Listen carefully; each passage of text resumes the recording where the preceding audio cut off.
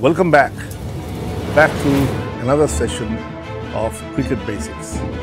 আজকে আমরা যেটা নিয়ে কথা বলবো সেটা হচ্ছে রানিং বিটুইন দ্য উইকেটসের তিনটে মূল বিষয়, যেটা আমাদের প্রত্যেকেরই ঠিক রাখা উচিত। সেটা একদম ছোট লেভেল থেকে শুরু করে একদম টেস্ট লেভেল অবধি।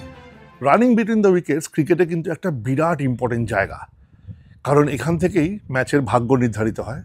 যেমন রানিং বিটুইন দ্য উইকেটস ভালো হলে আপনি বেশি রান করতে পারছেন দলের হয়ে, এবং অপোনেন্ট দল যদি রানিং বিটুইন উইকেটস ভালো না রাখে তাহলে আপনি সেই সুযোগের সদ্ব্যবহার করে তাদেরকে আউট করতে পারছেন। তাহলে এবার বলি, রানিং বিটুইন দ্য উইকেটস বলতে আমরা কি বুঝি। অর্থাৎ একটা ব্যাটার এবং একজন নন স্ট্রাইকার, এরা যখন খেলছে মাঠের মধ্যে তখন দুজনের একটা ডিসিশন মেকিং হয় যে একটা বল মারার পরে সেই বলটা রান হবে কি না, এবং যদি রান হয়ও কত রান হতে পারে দৌড়ে, অর্থাৎ 1 রান, 2 রান কি 3 রান। তো এইরকম একটা জায়গায় দাঁড়িয়ে সবথেকে বড় ইম্পর্টেন্ট পার্ট যেটা হচ্ছে কত কম সময়ের মধ্যে আমরা ওই 22 গজ পিচটার এক প্রান্ত থেকে আরেক প্রান্ত যেতে পারি, নাম্বার 1। নাম্বার 2 হচ্ছে প্রপার ইউটিলাইজেশন অফ টাইম, যেটুকু না করলেই নয় সেটুকু করা। এবং নাম্বার 3 হচ্ছে দুজনেই একই সমন্বয়ের মধ্যে থাকা, একই সামঞ্জস্যের মধ্যে থাকা, অর্থাৎ দুজনের মধ্যে কোনো যেন কনফিউশন না থাকে। ও যদি ইয়েস বলে এ ইয়েস, ও যদি নো বলে এ নো। তো সেটা নিয়ে আমি বলি। একদম প্রথমে যেটা হচ্ছে যে কলস কি হবে। কলস হবে এইখানে এইরকম যে 3টে কলস চলে। একটা হচ্ছে ইয়েস, একটা হচ্ছে নো, আর একটা হচ্ছে ওয়েট। এটা ইয়েস, নো অ্যান্ড ওয়েট বললে সুবিধা কী হয়, এছাড়া অন্য কিছু বলতে পারেন। ধরুন যদি আমাদের ভারতীয়রা আমরা যখন খেলছি তখন কেউ বলতে পারে চল চল, আয় আয়, ইত্যাদি ইত্যাদি। কিন্তু ইয়েস নো সঙ্গে আবার অনেকে গো বলে। এবার যখন মাঠের মধ্যে আছেন, গো আর নো একই রকম শোনায়, কিন্তু ইয়েস ইয়েসই থাকে, নো নোই থাকে, ওয়েট ওয়েটই থাকে। তাহলে ইয়েস হচ্ছে যেখানে একটা রান হবেই, আপনি বলটা ব্যাটসম্যান খেলেছে বা ব্যাটার খেলেছে, একটা রান হবে, সে বলল ইয়েস। যদি রানটা না হয় সে বলল নো। আর যদি দেখা যায় যে বলটা একটা মিসফিল্ড করার চান্স, একটা ছেলে প্রাণপণ দৌড়চ্ছে এবং সেখানে প্রায় ঝাঁপিয়ে দিয়েছে কিন্তু বলটা সে মিস করে গেছে, তাহলে যতক্ষণ না সে ঝাঁপিয়েছে এবং যতক্ষণ না সে মিস করছে সেই সময় যদি কলের জায়গাটা আছে তখন বলা হয় ওয়েট, মানে দাঁড়া, আগে দেখি ছেলেটা মিস করে কিনা। এবারে ওয়েটের পর যখন দেখলো যে মিস করে গেছে তখন বললো ইয়েস চল যাব, বা ওয়েট করার পর দেখলো না ফিল্ডিংটা করে নিচ্ছে, নো। সো এই হচ্ছে basic bottom line yes no আর ওয়েটের মধ্যে। এরপর আমরা চলে যাব ইয়েস নো আর ওয়েটের পর। সেটা হচ্ছে যে আমরা বল যখন আমরা হাতে এই ব্যাটটা নিয়ে দৌড়চ্ছি তখন আমাদের ম্যাক্সিমাইজিং অফ টাইম, আমাদের হাতে যে সময়টা আছে কত কম সময়ে আমরা রানটা সম্পূর্ণ করতে পারি সেফলি।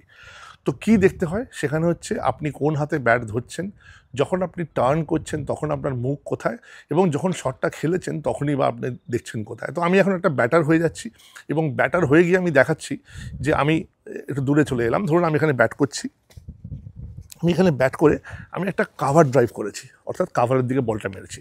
সো আমি যখন কাভার ড্রাইভটা করে কাভারের দিকে বলটা মেরেছি তখন আমি যখন দৌড়চ্ছি কাভারের দিকে মুখ করে দৌড়চ্ছি, অর্থাৎ আমি দেখব যে আমার বলটা কোথায় অবধি গেছে। তো সেই জায়গায় দাঁড়িয়ে আমি দেখছি বলটা ওখানে কাভারের দিকে গেছে, আমি সেই মতো দৌড়চ্ছি।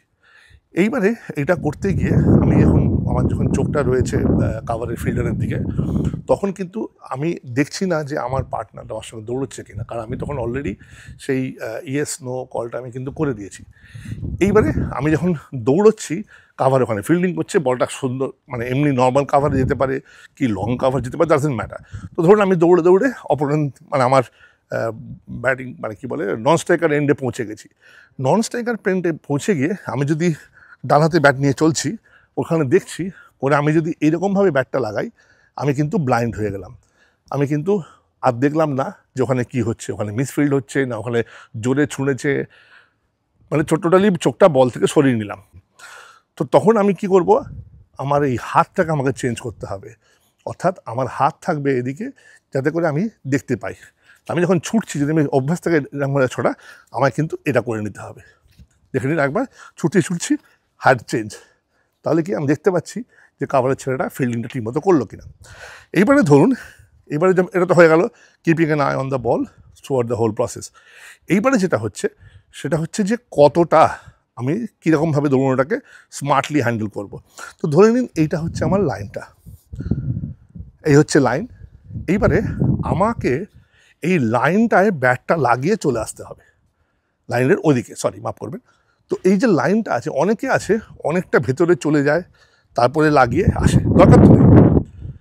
আপনাকে যেটা করতে হবে সেটা হচ্ছে অনেক আগের থেকে নিচু হয়ে গিয়ে, ওই সেই আমরা সেই ছোটোবেলায় গাদি খেলতাম, গাদির ছোঁয়া মতো নিচু হয়ে গিয়ে এইখানে যদি লাইনটা থাকে, ধরুন এখানে লাইনটা আছে, আপনি জাস্ট পার করে চলে আসলেন।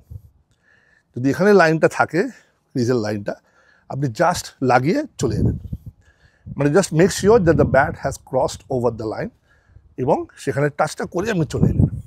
তাহলে এই এতটা আপনাকে যেতে হলো না, সেখানে থেমে আবার ঘুরে আসতে হচ্ছে না। সুতরাং এটা আপনি যত দূর থেকে করবেন, এই লাগিয়ে চলে গেলাম, এই লাগিয়ে চলে গেলাম, যত নিচে যাবেন তত তাড়াতাড়ি হবে এটা আপনার। অনেক আছে দুটো হাত দিয়ে মাটিতে পর্যন্ত পৌঁছে যায়, মানে পুরো একদম এরকম হয়ে যায়, বুঝতে পারছেন? সো মেক শিওর যে ওই লাইনটার জাস্ট ওদিকে ব্যাটটাকে, এবার খেয়াল করে দেখুন আমি ব্যাটটা একটু উল্টো দিয়ে করছি, এরকম করছি না। এটা একটা অভ্যাস থেকে এসে যায়, এটা নট নেসেসারিলি করতেই হবে। অভ্যাসটা হচ্ছে একটা ব্যাট, যেহেতু এখানটা এরকম ইয়ে রয়েছে, আপনার দেখতেই পাচ্ছেন একটা ঢেউ রয়েছে ব্যাটের, সেটা কিন্তু এদিকে নেই, এদিকে ফ্ল্যাট, এদিকটা একটা স্লোপের মতো রয়েছে। তো যখন আপনি ব্যাটটাকে উল্টো দিক করে লাগাচ্ছেন মাটিতে, তখন এটা মসৃণ চলে যাবে, মসৃণ চলে যাবে। ওরা যদি এদিক করেন তাহলে কিন্তু এটা আটকে যাওয়ার সম্ভাবনা থাকলে, উঁচু নিচু হলে কিন্তু আটকে যাবে। এখানে অস্ট্রেলিয়ার মাঠ বলে অনেক প্লেন, কিন্তু এমনি আমাদের ঘরোয়া মাঠে তো উঁচু নিচু থাকে, এটা কিন্তু আটকে যেতে পারে। এইটা হলে বেরিয়ে যাবে। দেখতে পাচ্ছেন কত সোজা হচ্ছে ব্যাপারটা। বাট এটা পার্সোনাল চয়েস, আপনারা যদি এটা উল্টোভাবে করতে চান করতে পারেন, কিন্তু বটম লাইনটা হচ্ছে লাইনে পৌঁছেই লাইনের ওদিকে ব্যাটটাকে টাচ করে চলে আসা।